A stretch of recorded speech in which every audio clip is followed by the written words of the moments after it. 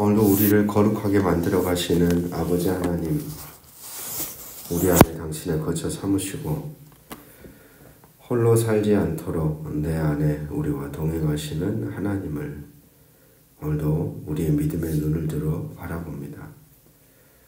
주시는 말씀 안에 우리의 부족하고 연약한 모습 하나하나를 당신의 형상으로 창조해 가시는 아버지를 신뢰하며 오늘도 말씀 안에 섭니다. 주여 말씀하옵소서. 우리가 듣고 깨달아 그리고 수용하고 결단하고 또 우리에게 주어진 삶을 가르침을 따라 걸어가길 원하오니 성령이시여 우리를 선하게 인도하여 주옵소서. 예수 그리스도 이름으로 기도합니다. 아멘. 오늘 우리에게 주시는 기록된 하나님 말씀 열왕기하 17장 1절에서 23절 말씀입니다. 네, 이스라엘은 호세아 왕 때 여기서 이스라엘은 북이스라엘이죠. 북이스라엘의 마지막 왕이 누구냐면 호세아입니다. 호세아 왕 때 아수르에게 망하고 이스라엘 백성들은 아수르로 끌려가게 됩니다. 오늘 본문에서 이스라엘이 아수르에게 망했다는 역사적 사실, 그리고 그렇게 망하게 된 원인이 무엇인가에 대해서 오늘 본문은 기록하고 있습니다. 아수르에 의해 북이스라엘의 왕으로 세워졌던 왕이 호세아입니다. 시간이 지나면서 그러한 아수르를 향해 이 호세아는 반기를 들기 시작했습니다. 원래 바쳤던 조공을 바치지 않고 대신해서 그는 애굽 왕이었던 오늘 본문에도 나오는 소라고 하는 왕과 동맹을 꾀하며 아수르의 압제에서 벗어나려고 했습니다. 하지만 그런 그의 행동이 오히려 아수르에 의해 북이스라엘의 멸망을 더욱 앞당깁니다. 결국 아수르에 의해 3년간 포위를 당했던 북이스라엘은 주전 722년에 멸망합니다. 왕이었던 호세아는 타국 나라의 감옥에 갇혀 죽임을 당하게 됩니다. 그 당시 활동하였던 선지자 이사야는 호세아에게 애굽을 의존하지 말라고 경고했습니다. 하나님을 의지하라고 경고했죠. 하지만 하나님이 아닌 저들은 애굽을 의지합니다. 그리고 그 결과 북이스라엘의 역사는 끝을 맞이하게 됩니다. 7절부터 23절까지는 북이스라엘이 멸망하게 된 이유를 신학적으로 풀어 설명하고 있습니다. 신명기 신학 속에서 설명하고 있는데, 그래서 신명기 신학이라는 건 인과응보를 말합니다. 하나님께 순종하라. 순종하지 않으면 너희들이 저주를 받게 된다. 라고 하는 어떻게 보면 아주 명쾌한 신학이죠. 순종하지 않음으로 멸망하게 된 그 원인을 그러한 원리로 북이스라엘의 상태를 설명하고 있는 것입니다. 7절을 보시면 이 일은 이스라엘 자손이 자기를 애굽 땅에서 인도하여 내사 애굽 왕 바로의 손에서 벗어나게 하신 그 하나님께 죄를 범하고 또 다른 신들을 경외하며 북이스라엘이 멸망한 이유를 명시하는데 그 이유는 그들이 하나님 여호와 앞에 죄를 지었기 때문입니다. 첫 번째 죄가 하나님이 아닌 다른 신을 섬긴 것. 자신들을 애굽에서 직접 건져내신 이가 하나님이신데 그 하나님을 버리고 다른 신을 섬겼습니다. 여러분, 뿌리를 잃어버린 사람들은 어디서부터 그들이 시작되었는지, 하나님의 은혜가 어떻게 그들에게 임하였는지를 모두 잊어버린 사람들입니다. 그러니까 북이스라엘의 상태가 그러했던 거죠. 뿌리를 상실해버린 사람들. 뿌리를 상실했다는 건 자신들의 정체성을 잊어버렸다는 겁니다. 자기가 누군지, 누구 아래에 살아가야 하는지, 어디를 보며 걸어가야 하는지, 어떤 나라를 만들어 가야 하는지 전혀 생각이 없는, 그러다 보니까 우리가 북이스라엘과 남유다를 쭉 보시듯 시대마다 힘 있는 나라들에게 붙어서 살아가기 바쁘죠. 눈치 보는 거예요. 힘이 센 나라가 이쪽 나라다 그러면 거기 가서 고개를 숙이고, 조금 더 이쪽이 강한 것 같다 그러면 이쪽에 와서 고개를 숙이고, 비참한 인생이 되는 겁니다. 그렇게 10계명의 1계명이 깨지니까 그들의 정체성을 상실해버리고 엉뚱한 삶을 걸어갔던 겁니다. 두 번째 죄가 가나안 사람들의 규례와 이스라엘 왕들의 규례를 행한 것입니다. 여로보암이 저지른 베델과 단에 세운 금송아지 앞에서 제사를 드렸습니다. 그것을 하나님이라고 불렀습니다. 우리가 쭉 보신 것처럼 북이스라엘의 첫 번째 왕이 여로보암이었죠. 그 사람의 첫 단추를 잘못 끼웠습니다. 정치적 계산 속에 예루살렘으로 가서 예배드릴 것이 두려워서 단과 베델에 금송아지를 만들어 놓고 백성들에게 야 여기가 이것이 하나님이다 라고 제사를 드리게 하는 첫 단추를 끼웠던 거죠. 그런데 재밌는 것은 그 다음에 이어졌던 모든 왕들이 북이스라엘은 그 여로보암을 따라 그대로 걸어갔던 겁니다. 죄라는 게 이렇게 무섭죠. 한번 잘못 들어서고 잘못 길이 나면 그 길에서 돌이킨다는 것이, 그것을 잘라내고 버린다는 것이 그만큼 엄청나게 어렵다는 겁니다. 그래서 두 번째 죄가 바로 그로 인해서 가나안 사람들의 규례를 따라 행하였고, 이스라엘 왕, 북이스라엘의 왕이었던 여로보암의 길을 따라 그대로 행했다라는 것을 오늘 본문은 우리에게 들려줍니다.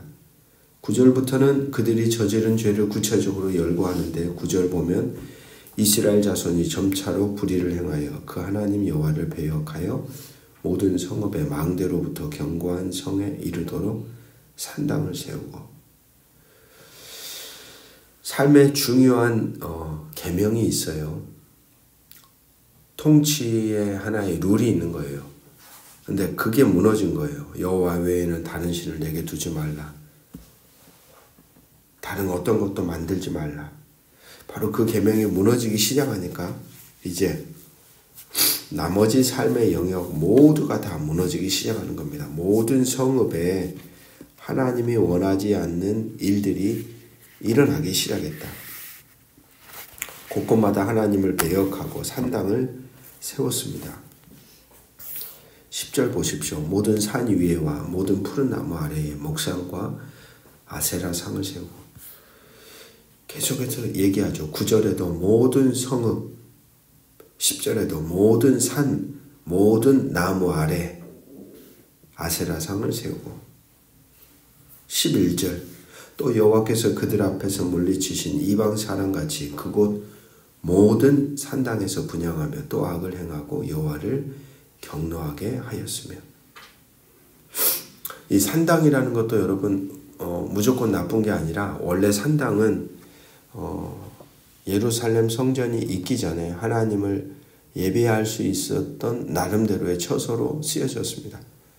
근데 그 산당의 용도가 시대가 가면 갈수록 점점 변질이 된 거예요.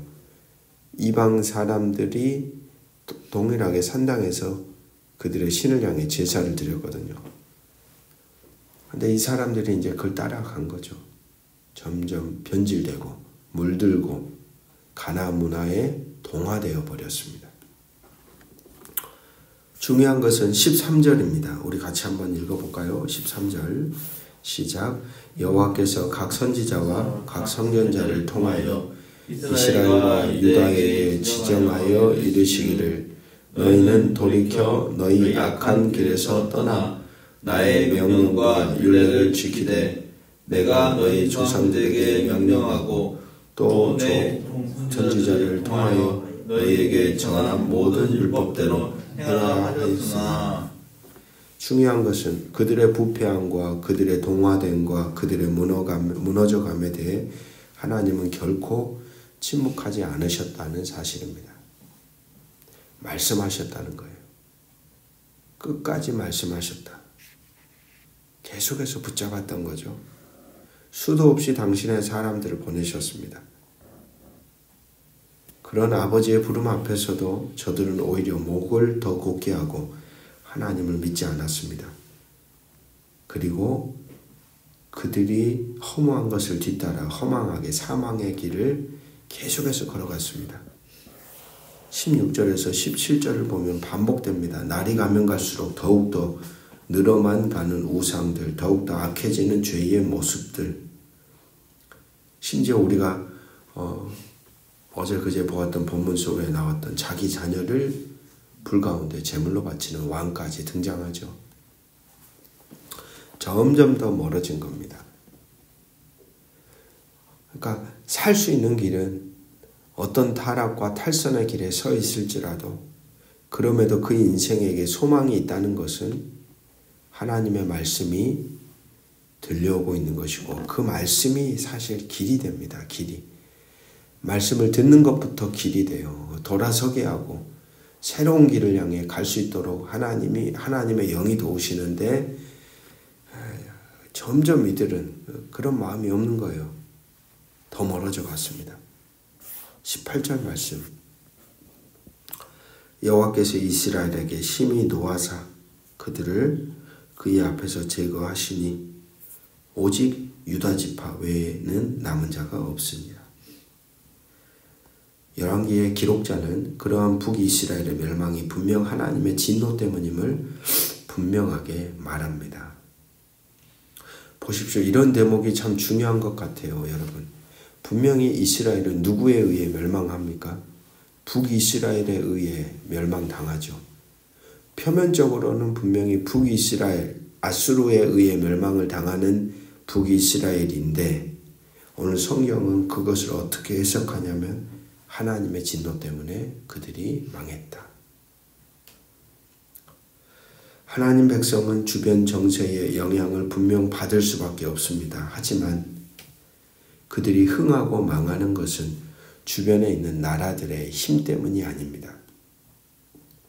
전적으로 하나님의 손에 달려있다는 것입니다. 생존 여부가 하나님께 달려있다는 거예요.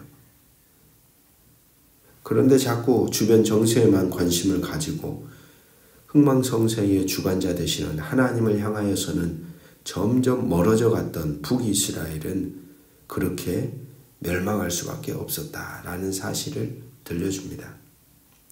자신들만 망한 게 아니라 19절에 가서 보면 급기야 남유다에까지도 영향을 주었다라는 것을 보여줍니다.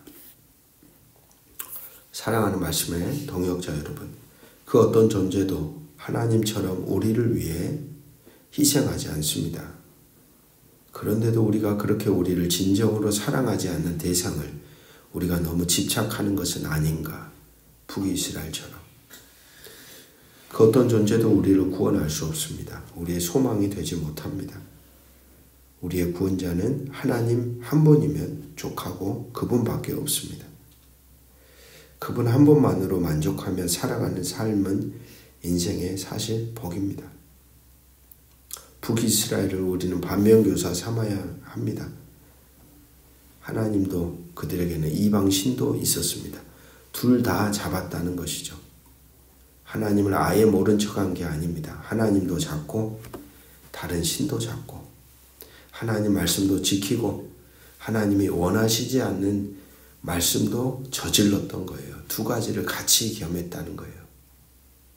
온전히 우리는 하나님만을 붙잡고 있는지 하나님의 말씀으로만 살아가려고 하고 있는지 우리 자신을 돌아보게 됩니다. 돌아올 수 있는 때가 있습니다. 그 때를 분별하고 그 때를 붙잡아야 합니다. 부르실 때 들을 수 있는 자, 보게 하실 때 볼 수 있는 자, 그분이 붙잡으실 때 붙잡히는 자, 사실 그게 복이죠. 북이스라엘은 그 모든 때를 다 놓쳐버렸던 겁니다. 오늘도 우리에게 주어진 때에 올바르게 분별하며 하나님의 음성 앞에 응답하며 당신과 관계를 맺어가는 오늘 우리의 하루가 되기를 주의 이름으로 축복합니다. 기도하겠습니다. 아버지 하나님, 주신 말씀을 들려주실 때가 사실 복입니다. 하나님은 하나님 한 분만으로 살아가도록 오늘도 연약하고 부서지기 쉽고 참 흔들리는 인생 가운데 당신의 말씀의 신비를 새겨두셨습니다. 주신 말씀으로 충분히 사는 자, 그 말씀으로 인생의 길을 만들어가는 자, 그 말씀 속에서 사망의 길에서 생명의 길로 돌아설 수 있는 자, 그러한 신비를 오늘도 우리가 경험할 수 있도록 성령이시 우리를 도우시고 선하게 인도하여 주시옵소서. 주 예수 그리스도 이름으로 기도합니다.